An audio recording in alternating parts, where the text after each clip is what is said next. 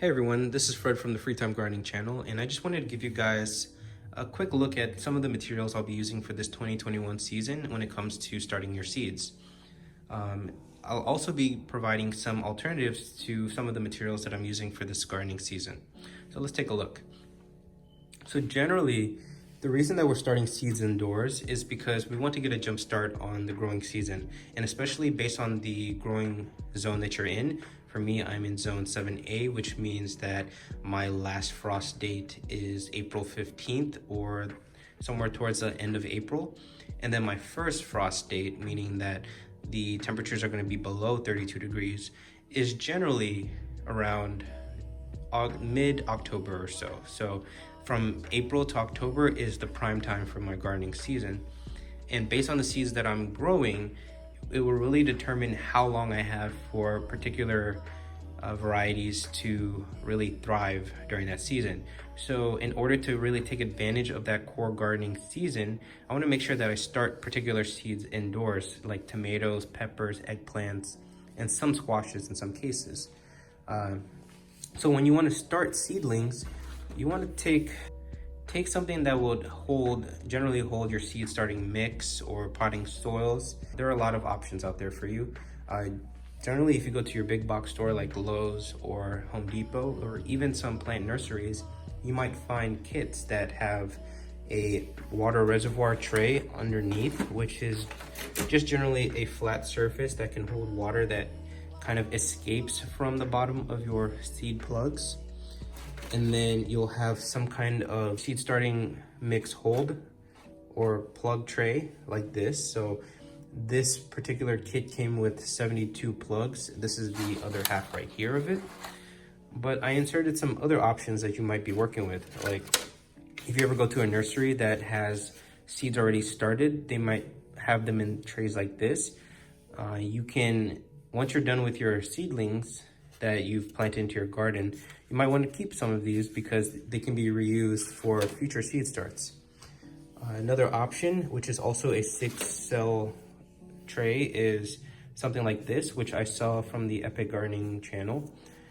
And this is very reminiscent of the seed starting trays that Charles Dowding uses, his modular trays, which have a large enough hole for you to be able to push your seedling plugs out when you need them.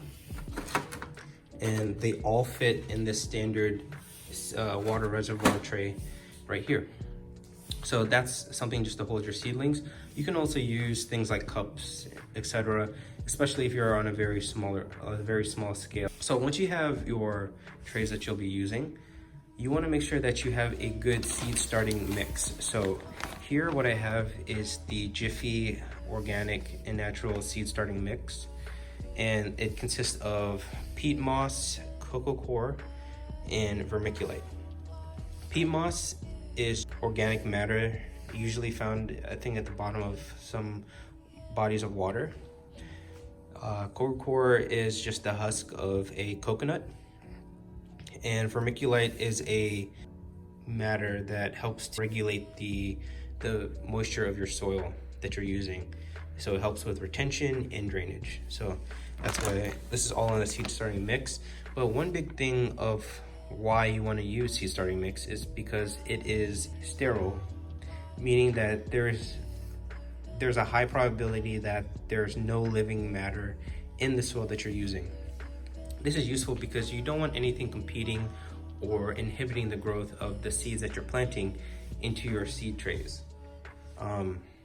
Something like potting soil or potting mix may have too many elements like nutrients, or they might have some soil-borne illnesses that might carry over that will generally compete with the growth of your seed starts. So you want to minimize that as much as possible. If you don't want to use something like a seed starting mix or if you don't want to buy something new and you have old potting soil, what some people also do is they try to sterilize that mix by baking it in the oven.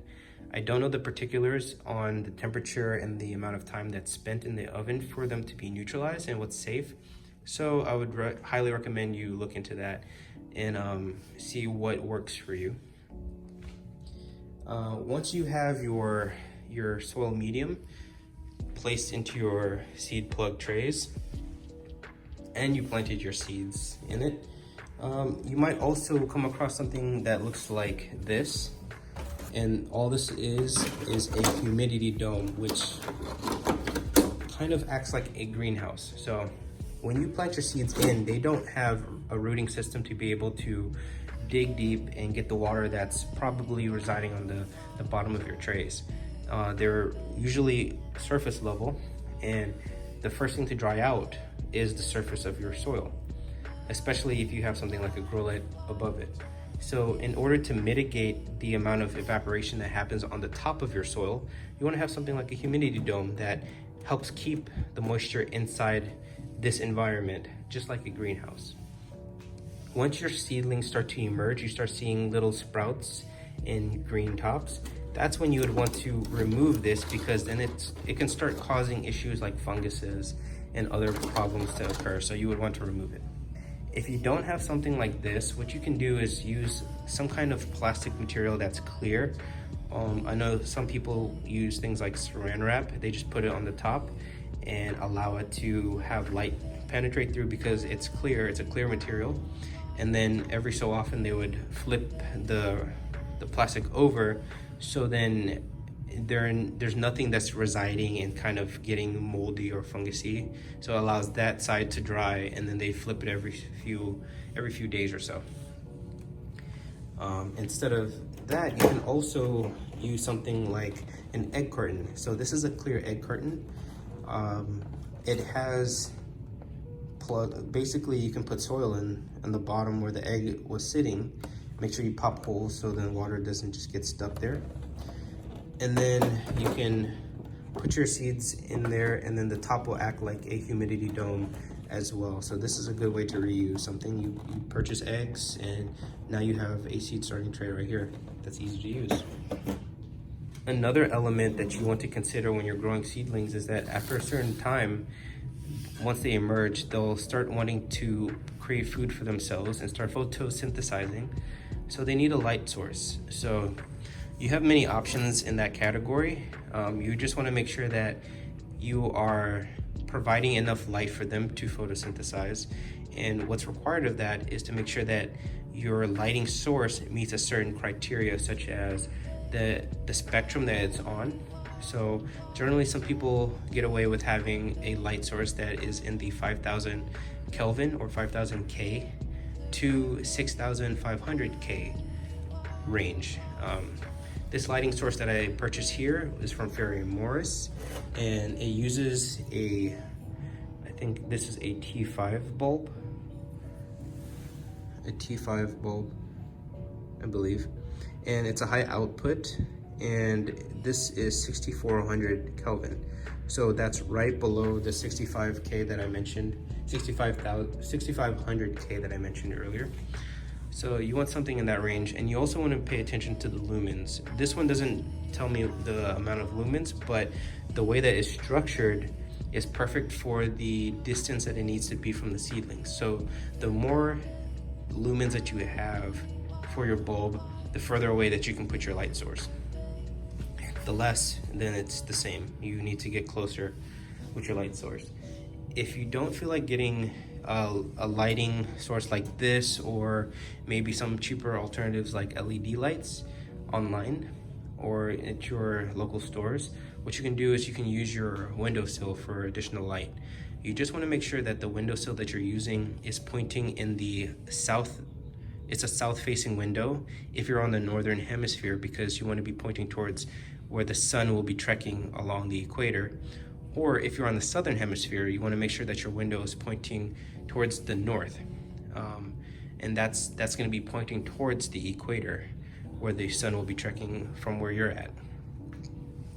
So once you have that set up and the roots are starting to grow and they're starting to get too large for this little space that's available for them, something you would want to do at that point, especially if you can't plant these plugs directly outside, like for tomatoes, I need to start them early enough where they have time to develop, because they take a while. But once they get to a large enough state that's too large for these seed starting trays, it will still be too cold outside for them to be outside. and thrive. So I would need to do something called up potting, where I provide more soil for the roots to grow and allow them to grow a little bit larger. I purchased these on Amazon. It came a pack of, I think, 100 for maybe $10 to $12. And they already came with the holes on the bottom for drainage. If you don't feel like purchasing something like these up pots, what you can do is use food containers that you might have. So I had yogurt, and I just kept some of the containers that I can use for my soil. So all I'll need to do is make sure I put some holes in the bottom for drainage, and this should be a good enough place for me to maybe put my melon seeds or squash seeds like zucchinis into this, so it's enough space for their roots. And lastly, what I'll mention is if you're reusing some of your seed starting trays, such as this one right here, my 72 plug tray, you can see that it's been used. I used it last season and I haven't had time to clean it out. When I clean this out, I'll wash it, but then I'll make sure to double back and put something on it like hydrogen peroxide to really eliminate any illnesses or bacteria that might be residing that's still there. So I provide my new seed starts the best possible environment to thrive in. And that's basically it. So these are the foundational items I'll be using for this season. If you found any of the tips useful, I really appreciate if you give this video a like. And if you haven't, a subscription will also help my channel a lot. Thank you for watching, and have a great day.